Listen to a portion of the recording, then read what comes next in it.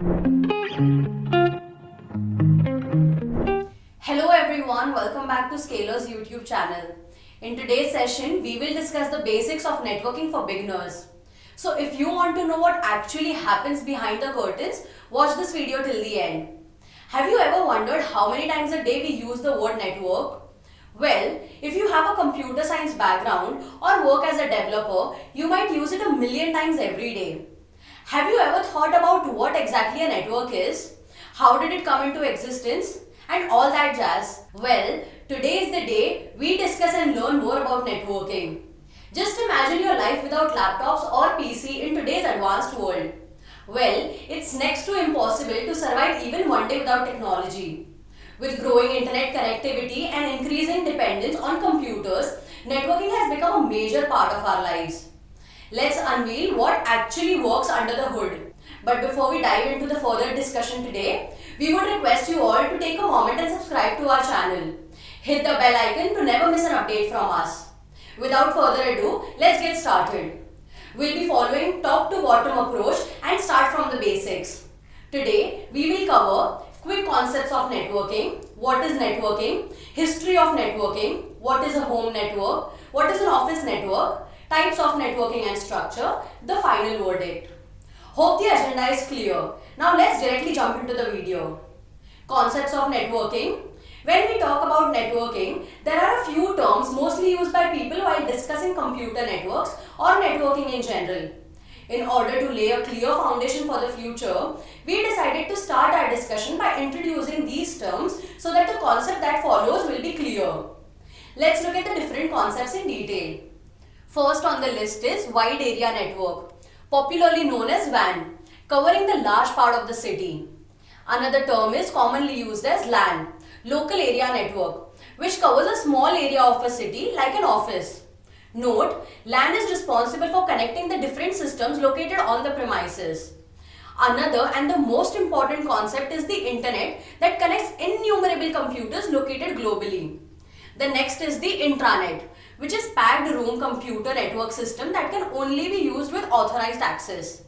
An extent is a type of an intranet you cannot use as it requires special permission given only to some people. Another important concept is World Wide Web, which all of us use today as it allows you to search and load content on the internet. How many of you chat or talk online regularly? Well, most of us do.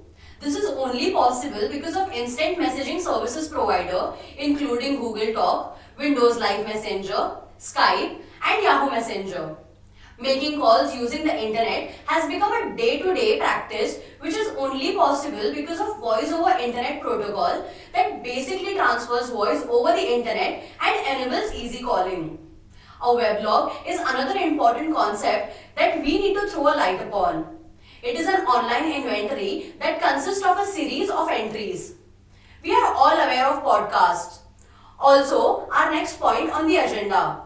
It is a digital file that contains audio and video which is easily available on YouTube and other social media sites. Facebook, Google+, LinkedIn and other social networking sites are also part of networking concepts. We have all been downloading files to save data from an internet server to our systems or on personal computers, which is also our next networking concept, the download. Apart from download, the next on the list is upload, where we upload specific data from our computers to the internet. Now that you know about the different networking concepts, it's time we introduce you to our topic today, networking. So if you want to know what networking really means, keep watching this video. Without further ado, let's get it. What is networking? Let's understand networking through an example. Let's say you are A and you are at B when you transfer a particular data or a file using the internet to your friend B. It is called networking. So every time you share photos on social media sites or send them personally to your friends, all these activities fall under networking. Networking does not occur only between two people or systems. It is a process of exchanging data between two or more systems. To perform networking correctly, different computers or devices need interaction mediums like the internet, local area network and wide area network. When you interact with your friends, you have to meet different requirements. In the same way, when machines interact with each other, each machine has to fulfill a set of requirements. With the advancement in technology, computer networking has become an inseparable part of every business. You are watching this video, which is also networking, as it involves sharing resources, offering high-end services, and offering your top-notch benefit. Note, networking covers everything from posting pictures and making online calls to texting. The levels of a network may differ from one network to another, as the level of our network will be different from someone selling shoes or driving a multinational company. However, the gist remains the same. Now that you have understood what networking is exactly and how we use networking in our daily lives, it's time to help you understand how networking came into existence. Let's take a quick look. History of networking. Networking first came into the existence in the year 1969 based on the design laid out in the year 1960s. And since then, it's marked remarkable growth in the world of technology. Note that the first connected computer network was ARPANET, Advanced Research Projects Agency Network.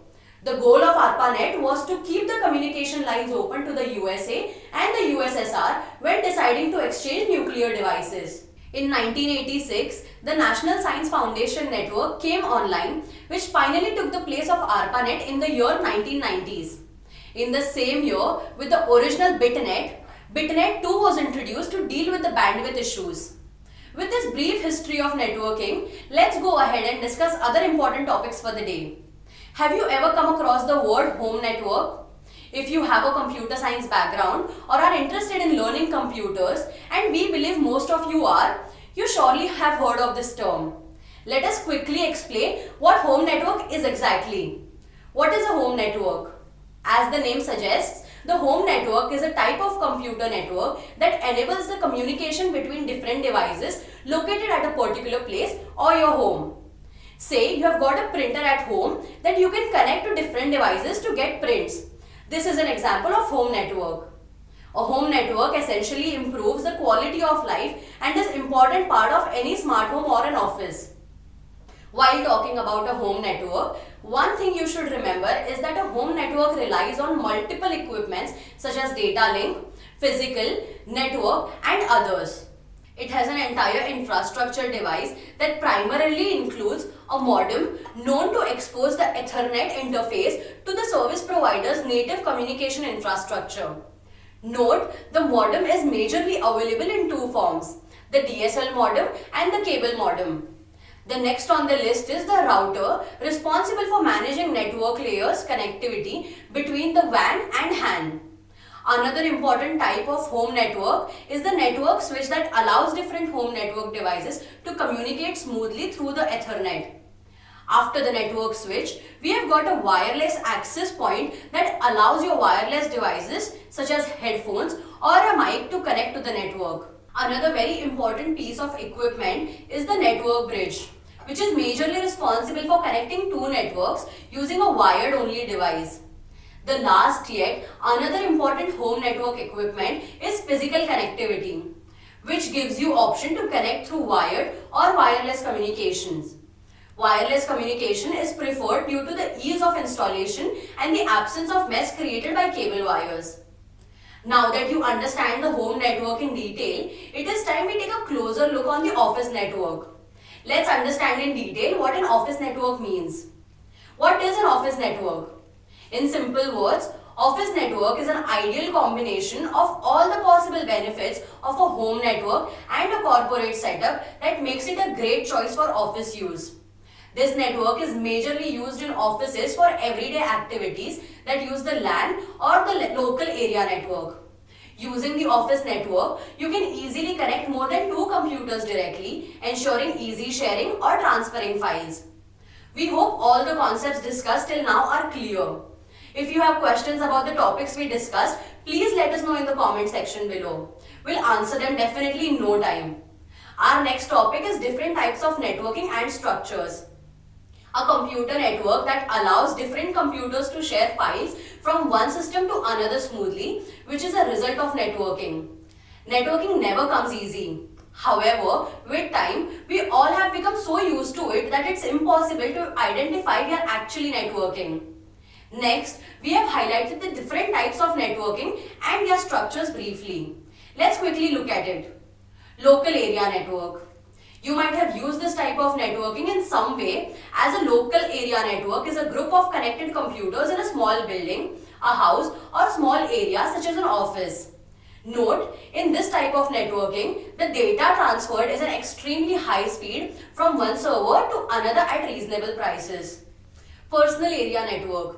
The next on the list is personal area network, also known as PAN, which is a type of network arranged within a region, typically within a range of 10 meters.